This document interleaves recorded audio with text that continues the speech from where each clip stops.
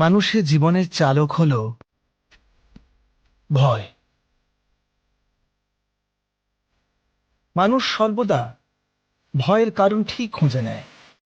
জীবনে যে পথ আমরা বেছে নিই, সেই বেছে নেওয়ার পিছনেও আমাদের ভয়ই কাজ করে।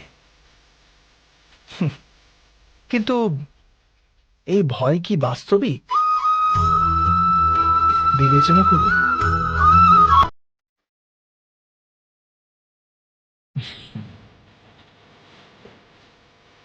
ভয়ের অর্থ আগামী সময়ের বিপত্তির কল্পনা।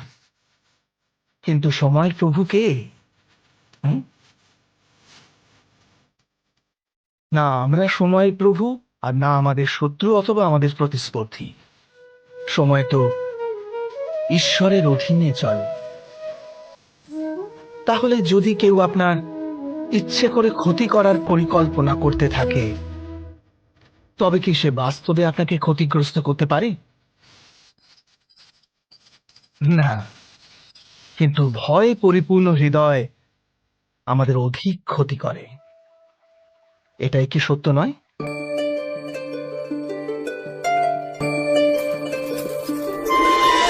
বিপত্তির সময় ভয়ভীত হৃদয় যথার্থ নির্ণয় করে না, অতএব বিপত্তিকে অধিক পীড়াদায়ক বানিয়ে তোলে। কিন্তু বিশ্বাসে পরিপূর্ণ হৃদয় বিপত্তির মুহূর্তকেও সরলভাবে পার করতে পারে।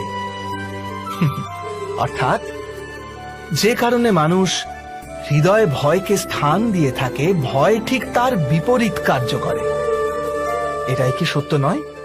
স্বয়ং বিচার করুন।